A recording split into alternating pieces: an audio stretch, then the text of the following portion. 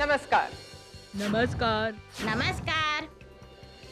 पिछली बार मैंने आपको एक ऐसे न्यूज़पेपर के बारे में बताया था जो आपको खरीदना तो सिर्फ एक बार पड़ेगा, लेकिन आप खबरें बार बार पढ़ सकते हो, वो भी लेटेस्ट न्यूज़ उसी पुराने अखबार में। और मैंने आपको एक छोटे से गिटार के बारे में भी बताया था, इतना छोटा जितना कि एक लाल रक्त कण। अब आप ये सोच रहे होंगे कि ये सब संभव कैसे है? ये सब कुछ संभव है नैनो इलेक्ट्रॉनिक्स के जरिए, जिसे हम मॉलिक्यूलर इलेक्ट्रॉनिक्स भी कहते हैं। मॉलिक्यूलर इलेक्ट्रॉनिक्स के बारे में आपको बताने से पहले मैं आपको याद दिला दूं कि नैनो टेक्नोलॉजी क्या है। यूं तो इस प्रश्न का उत्तर हम कई तरीकों से दे सकते हैं, लेकिन मोटे मोटे तौर पर कहा जाए तो नैनो टेक्नोलॉजी अणुओं को उन्हीं के स्तर पर तोड़ जोड़ कर उनसे उपयोगी वस्तुएं, सामग्री और उपकरण बनाने की टेक्नोलॉजी है। इस टेक्नोलॉजी की खास बात यह है कि इनसे बनी चीजें और दूसरी साधारण चीजों से कम खर्च में बनेगी, ज्यादा तेज होंगी और इसमें बिजली का इस्तेमाल भी कम होगा। नैनो टेक्नोलॉजी का जिक्र सबसे पहले 1959 में नोबेल प्राइज विनर वैज्ञानिक रिचर्ड फेनमैन ने अपने एक भाषण में किया था, जिसका टाइटल था "There's plenty of room at the bottom"। चीजों को कितना भी छोटे करते जाने के बावजूद एक स्तर के बाद चीजों को छोटा नहीं किया जा सकता, जिसे कहते हैं टॉप डाउन अप्रोच। लेकिन हम नीचे से शुरुआत करें तो, यानी कि आणविक स्तर से एक एक अणुओं को जोड़कर अगर हम अपनी चीज बनाएं तो उसे बॉटम अप अप्रोच कहेंगे। क्या आपको पता है, कोई भी वस्तु जितनी छोटी होती जाएगी उतनी उसकी उपयोगिता बढ़ती जाएगी, और ऐसा इसलिए होगा कि आणविक स्तर पर पहुंचने के बाद किसी भी चीज के भौतिक और रासायनिक गुण बदल जाते हैं। इनसे बनी चीजें छोटी तो होंगी लेकिन बहुत उपयोगी होंगी। वाह, ये तो बहुत अच्छी बात है। चीजें जितनी छोटी, उनकी उपयोगिता उतनी ही बढ़ती जाएगी। इसलिए हम भी कितने उपयोगी हैं, छोटे हैं ना। हाँ, परंतु आगे बात करते हैं आज के विषय की, यानी मॉलिक्यूलर इलेक्ट्रॉनिक्स की। जिस तरह एक बड़े से पत्थर को तराश कर एक कलाकृति बनाई जाती है, उसी तरह से दूसरी चीजें बनाने की प्रक्रिया को टॉप डाउन अप्रोच कहते हैं। टॉप डाउन निर्माण प्रक्रिया की अपनी एक सीमा है। चीजों को एक हद से ज्यादा छोटा करना संभव नहीं है और लाभप्रद भी नहीं है। उदाहरण के तौर पर छोटे किए हुए ट्रांजिस्टर्स में ऊर्जा का रिसाव शुरू हो जाता है और इंटरकनेक्ट्स में भी काफी विलंब उत्पन्न होता है। ये वजह है कि मेमोरी या माइक्रो प्रोसेसर को टॉप डाउन निर्माण प्रक्रिया के तहत हमेशा छोटे से छोटा करते जाना संभव नहीं है। वैज्ञानिक इसी कारणवश बॉटम्स अप निर्माण प्रक्रिया को अपनाकर मेमोरी या माइक्रो प्रोसेसर जैसे संसाधनों से जटिल कार्य सिद्ध करवाना चाहते हैं। काफी अणुकणिकाएं सेल्फ असेंबल हो सकती हैं। इन्हीं से हाई डेंसिटी मेमोरी का निर्माण हो सकता है। सेल्फ असेंबली प्रक्रिया में लिथोग्राफी और बाकी प्रक्रियाएं आवश्यक न होने से नैनो स्तर पर पहुंचना आसान है। अणुकणिकाएं सिर्फ कुछ नैनोमीटर आकार की होती हैं, जो लिथोग्राफी से बने ट्रांजिस्टर्स की तुलना में कई गुना छोटी होती हैं। मॉलिक्यूलर इलेक्ट्रॉनिक्स का ही एक उदाहरण है डिप पेन नैनोलिथोग्राफी। डीपीएन 19वीं सदी के स्कूल में इस्तेमाल किए जाने वाले फाउंटेन पेन की तरह है। फर्क सिर्फ इतना है कि ये पेन नैनो आकार का है।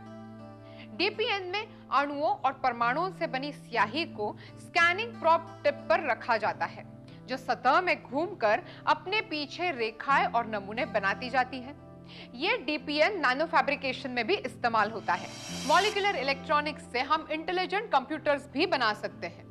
जब हम अणु शक्ति के बारे में बात करते हैं, तब सबसे पहला सवाल ये उठता है कि धरती पर जीवन शक्ति का मूल क्या है? उत्तर एक ही है, प्राकृतिक हरे रंग की शक्ति, क्योंकि प्रकृति के हरे रंग में क्लोरोफिल होता है। इसका सबसे मुश्किल काम 1 सेकंड के 10 खरबवें हिस्से में हो जाता है। एक हरे पौधे को सूर्य की रोशनी से शक्ति लेने में, उस पर प्रक्रिया करने में और उसे एक रासायनिक बंध के रूप में जमा करने में सिर्फ कुछ क्षणों का वक्त लगता है। रोशनी की ऊर्जा को संचित ऊर्जा में बदलने की आश्चर्यजनक प्रक्रिया को ही फोटोसिंथेसिस कहते हैं। फोटोसिंथेसिस बायोमोलिक्यूलर नैनो टेक्नोलॉजी का प्राकृतिक उदाहरण है। फोटोसिंथेसिस प्रक्रिया प्रकाश की दृष्टि से ऊर्जावान भी है और उसके द्वारा नियंत्रित भी। ये इलेक्ट्रॉन्स को एक जगह से दूसरी जगह भेजती है और ये क्रिया 1 नैनो सेकेंड से भी कम समय में हो जाती है। अब वैज्ञानिकों की ये कोशिश है कि इस कुदरत की शक्तिशाली और कुशल प्रक्रिया को कृत्रिम तरह से कैसे पेश किया जाए। क्या ये मॉलिक्यूलर इलेक्ट्रॉनिक्स के तहत संभव है?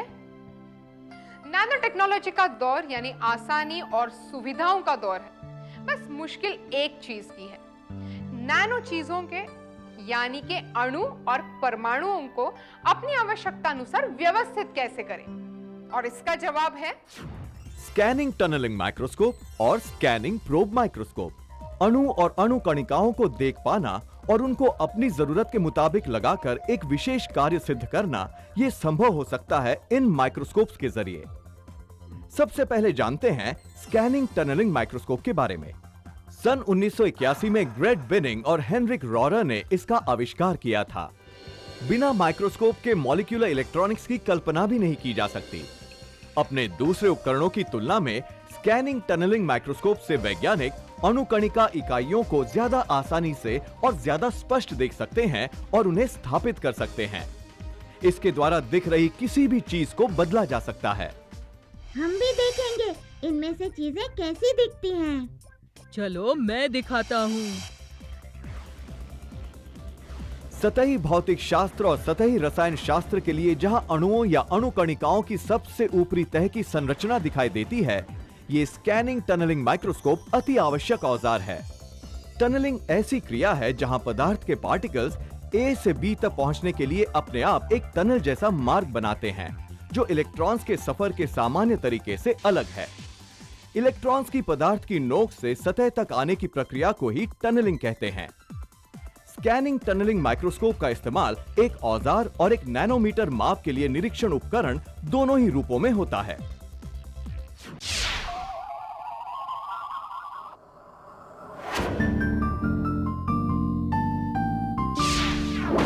नैनो पार्टिकल्स या नैनो डिवाइसेस की डिमेंशंस 5 नैनोमीटर या 100 नैनोमीटर के बीच की होती हैं और नैनो पार्टिकल्स की प्रॉपर्टीज़ उनके साइज़ पर निर्भर करती हैं। इसलिए नैनो पार्टिकल का साइज़ बहुत एक्यूरेटली मेजर करना बहुत ज़रूरी है। स्कैनिंग टनलिंग माइक्रोस्कोप, जिसे हम शॉर्ट फॉर्म में STM कहते हैं, ये कार्य करने के लिए एक बहुत उपयोगी इंस्ट्रूमेंट है। स्कैनिंग टनलिंग माइक्रोस्कोप फिजिक्स के एक बहुत सुंदर सिद्धांत इलेक्ट्रॉन टनलिंग के ऊपर निर्माण की गई है।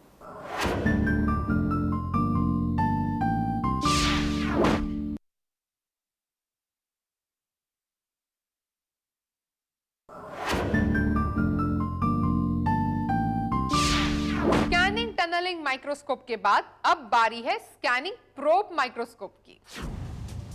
स्कैनिंग प्रोब माइक्रोस्कोप की सहायता से वैज्ञानिक किसी भी ढांचे को प्रतिबिंबित कर सकते हैं, उसकी विशेषताएं जान सकते हैं और यहाँ तक कि बहुत छोटे पैमाने पर ढांचे में फेरबदल कर सकते हैं और तो और परमाणु के अनुपात की भी परख कर सकते हैं। स्कैनिंग प्रोब माइक्रोस्कोप में लेंस का प्रयोग नहीं होता, बल्कि कैंटिलीवर का प्रयोग होता है, जो नमूने की सतह को छूती रहती है। कैंटिलीवर की नोक और नमूने की सतह के बीच की पारस्परिक क्रिया के प्रकार से ही इस्तेमाल किए जाने वाले स्कैनिंग प्रोब माइक्रोस्कोप के प्रकार का निर्धारण होता है।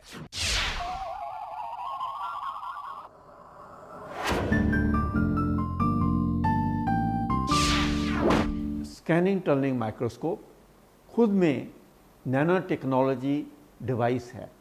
ये nano technology device nano particle research करने के लिए एक बहुत उपयोगी सिद्ध हुई है।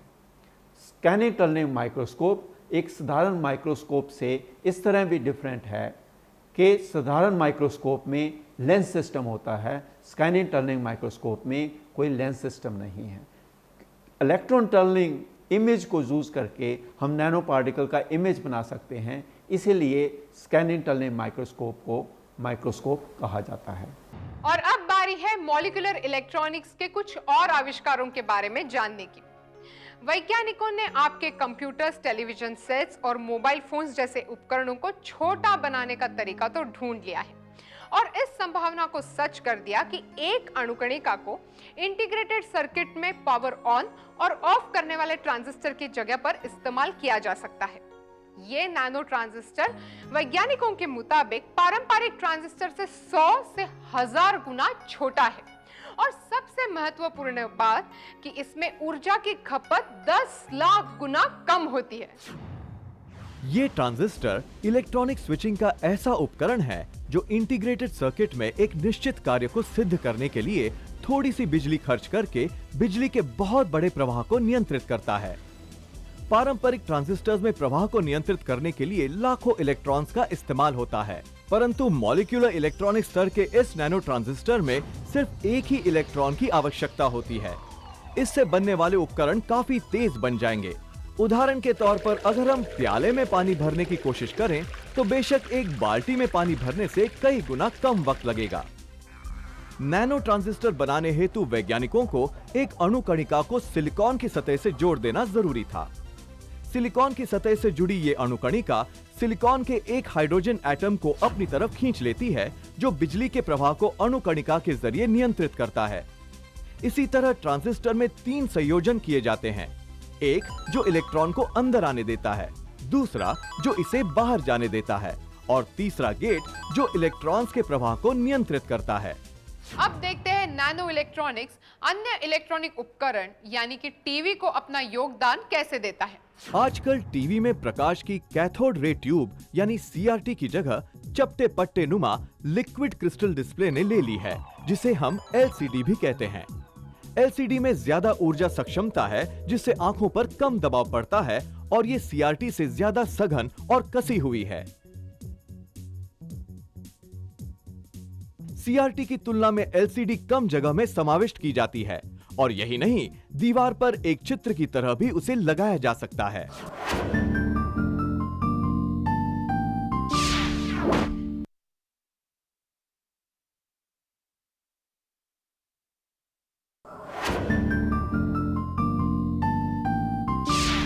टेक्नोलॉजी के विकास के साथ निर्माण खर्च कम होने से कुछ ही दिनों में सीआरटी टेलीविजन बस नाम मात्र रह जाएंगे। नैनो टेक्नोलॉजी ने एक और आविष्कार कर दिखाया है, एलईडी यानी कि लाइट एमिटिंग डायोड। आप सब ने एलईडी तो देखे ही होंगे। इलेक्ट्रॉनिक उपकरणों में चमकीली पिन जैसी रोशनियां होती है, जो अक्सर ऊर्जा के रूप में, स्थिति संकेत सूचक के रूप में या तो फिर बैकलाइट के रूप में इसका इस्तेमाल किया जाता है। लाइट एमिटिंग डायोड यानी एलईडी काफी सालों से प्रयोग में है, किंतु नैनो टेक्नोलॉजी के जरिए अब इनमें संशोधन किए जा रहे हैं। नैनो टेक्नोलॉजी से बने गैलियम नाइट्राइड आधारित एलईडीज बहुत सी तरंग लंबाई के रंग उत्सर्जित करते हैं और उन एलईडीज से ऐसे टीवी स्क्रीन बनाए जा रहे हैं जो पब्लिसिटी के लिए इस्तेमाल होने वाले बड़े बड़े होर्डिंग्स की जगह ले लेंगे। ऐसा होने से होर्डिंग के विज्ञापनों को बार बार प्रिंट करके बदलना नहीं पड़ेगा, सिर्फ बटन दबाते ही बड़े से बड़े होर्डिंग का विज्ञापन बदला जा सकेगा, जैसे हम टीवी में रिमोट से चैनल बदलते हैं। आने वाले समय में यह संभव होगा कि स्क्रीन्स इतने छोटे, हल्के और कार्यकुशल बन जाए जैसे कागज के बने हो। अब दोस्तों, अगर स्क्रीन्स कागज जैसे बने हो तो कारनामे तो होंगे ही। अब वो कारनामे है नैनोक्रोमिक्स और इलेक्ट्रॉनिक इंक डिजिटल पेपर। इन डिजिटल पेपर को विकसित करने के पीछे मकसद था एक ऐसे कंप्यूटर का निर्माण जिसका स्क्रीन इतना स्पष्ट और हल्का हो कि इसे हाथ में लेकर एक किताब की तरह पढ़ा जा सके। डिजिटल पेपर डिस्प्ले से बने इस अखबार को आपको जिंदगी में सिर्फ एक बार खरीदना है। जैसे ही आप इसके पन्ने खोलेंगे, आपको दुनिया की ताजा खबरें पढ़ने को मिलेंगी। अब यह हर दिन ही नहीं, हर वक्त हो सकता है। मतलब एक ही दिन में जितनी बार आप इसके पन्ने खोलोगे, नई नई खबरें आपका इंतजार कर रही होगी। एक्साइटिंग ना? नैनो टेक्नोलॉजी कुछ नए डिजिटल पेपर डिस्प्लेस का सृजन कर रही है। उन्हें इस तरह से बनाया जा रहा है कि उन पर एक बार बनी हुई आकृति या लेखन बिना किसी ऊर्जा के सुरक्षित रहता है और वो छूने और महसूस करने में बिल्कुल किसी किताब की तरह लगते हैं। नए नए डेटा को समाविष्ट करने के लिए ये स्क्रीन अपने आप को अपडेट करते रहते हैं। तो ये था कंप्यूटर और मीडिया का क्षेत्र। लेकिन अब मैं आपको एक राज की बात बताने वाली हूँ। नैनो टेक्नोलॉजी संगीत की दुनिया में भी धमाका करने वाली है। ये गिटार आपको तो पता ही होगा, शायद सुनने में भी पसंद आ रहा होगा। लेकिन ये गिटार क्या इतना छोटा हो सकता है या फिर इतना सा? चलिए खुद देख लीजिए। ये गिटार लगभग अदृश्य है। इस गिटार का आकार एक लाल रक्तकण के बराबर है और ये लेजर से बजाया जाता है। आपको ये जानकर आश्चर्य होगा कि आज तक जितने भी प्रकार के ऑडियो रिप्रोडक्शन यंत्र बने हैं, उनमें विभिन्न प्रकार की विकृतियां हैं। जैसे जब आप एक ऑडियो कैसेट बजाते हैं तो कैसेट और प्लेयर के हेड के बीच में घर्षण पैदा होता है और संगीत उतना शुद्ध नहीं रहता जितना वाद्यों से बजते समय। रिकॉर्ड प्लेयर की पिन घूमते हुए रिकॉर्ड के साथ घर्षण करती है और विकृति पैदा होती है। यहां तक कि ऑडियो सीडी में भी ऑडियो कुछ हद तक दूषित हो जाता है। सबसे नए उपकरण यानी ऑडियो डीवीडी में भी ऑडियो विकृति है। हालांकि ये विकृति नहीं के बराबर है, पर है। इन उपकरणों में आवाज के साथ साथ थोड़ा सा शोर भी हमारी कानों में जाता है। वाद्यों से बजे ओरिजिनल संगीत के तुलना में ये रिकॉर्डेड संगीत 100% शुद्ध नहीं रहता। मॉलिक्यूलर इलेक्ट्रॉनिक्स ये संगीत सीधा आपके कानों में पहुंचाने जा रहा है, बिना किसी शोर और अनचाही आवाज के। इसका मतलब अब पूरा का पूरा ऑर्केस्ट्रा बजेगा सीधा आपके कानों में और हमें मिलेंगे सबसे शुद्ध ऑडियो ट्रैक्स। कल्पना कीजिए कि एक्सप्रेस हाईवे पर आपकी गाड़ी चलते चलते अचानक रुक जाती है बिना आपके ब्रेक लगाए। जी नहीं, घबराइए मत, चिड़चिड़ाइए मत। इनफैक्ट शुक्रिया मानिए नैनो टेक्नोलॉजी का, जिसने टायर फटने से पहले आपकी गाड़ी को ब्रेक लगा दिया और आपको मुसीबत से बचा लिया। इसके बारे में मैं आपको बताऊंगी हमारी अगली कड़ियों में, और साथ ही साथ बताऊंगी आर्टिफिशियल नाक के बारे में। जी नहीं, ये प्लास्टिक सर्जरी के जरिए अभिनेत्री के चेहरे पर लगने वाली नाक नहीं है। ये नैनो टेक्नोलॉजी से बनी वो सेंसिटिव नाक है जो लाखों लोगों की जान बचा सकती है। अपने अगले सेगमेंट द लिविंग अर्थ में हम जानेंगे धरती के विभिन्न जीव जंतुओं के बारे में।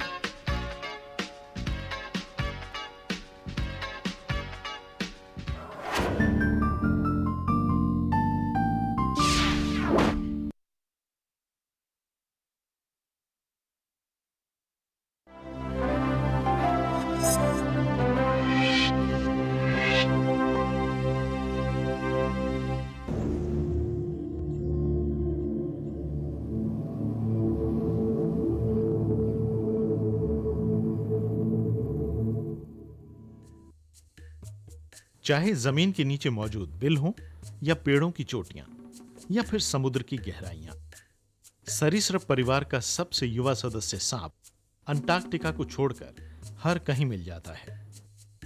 पूरी दुनिया में सांपों की 3000 से ज्यादा प्रजातियां पाई जाती हैं। इनकी लंबाई 13 सेंटीमीटर से लेकर 33 फुट तक हो सकती है। सभी सांप मांसाहारी होते हैं। कभी कभी तो ये अपने आकार से कई गुना बड़े आकार के जीवों का शिकार कर लेते हैं।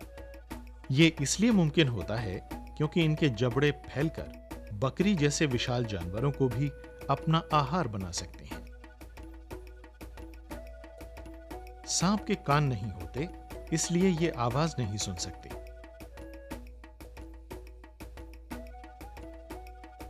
लेकिन इनमें जमीन या पानी के जरिए फैलने वाली थरथराहट का सही अंदाजा लगाने की काबिलियत होती है। बीच में से 2 हिस्से वाली इनकी जीभ में ऐसे रिसेप्टर होते हैं जो हवा में मौजूद गंध को पकड़ सकते हैं, बदलते तापमान का अंदाजा लगा सकते हैं और इससे सांप अंधेरे में भी अपने शिकार का पता लगा लेता है।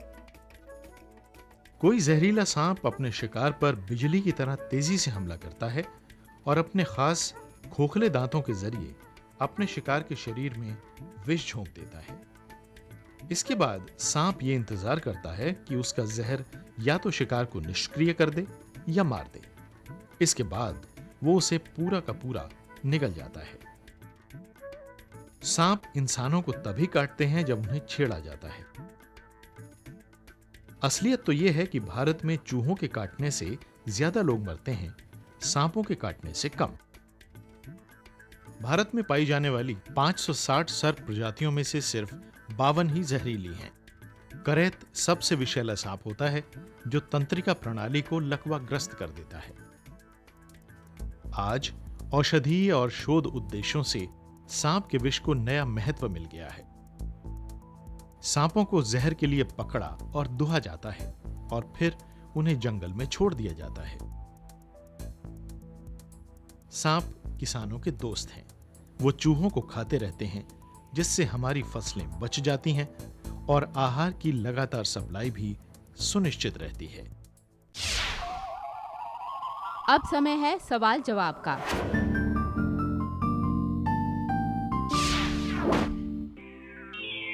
हमारा आज का सवाल है, LCD का फुल फॉर्म क्या है? A. Light crystal display, B. Liquid crystal display या C. Light crystal device. आपका जवाब हमें 10 दिन के अंदर इस पते पर मिल जाना चाहिए। विज्ञान प्रसार C24, कुतुब इंस्टीट्यूशनल एरिया, नई दिल्ली 110016। आप हमें ईमेल भी कर सकते हैं। हमारा ईमेल आईडी है contest@vigyanprasar.gov.in। अगर आपके पास कोई सुझाव है तो आप हमें ज़रूर भेजिए या ईमेल कर सकते हैं info@vigyanprasar.gov.in पर। थी ना ये चौंका देने वाली जानकारी? ऐसी बहुत सारी जानकारियों के साथ अगले हफ्ते मैं फिर से आपके सामने हाजिर हो जाऊंगी। तब तक के लिए इजाजत दीजिए। नमस्कार। नमस्कार। Bye bye. अगले अंक में हम बात करेंगे कि किस प्रकार नैनो टेक्नोलॉजी द्वारा दुर्घटनाओं से बचाने वाले सेंसर्स का विकास किया जा सकता है।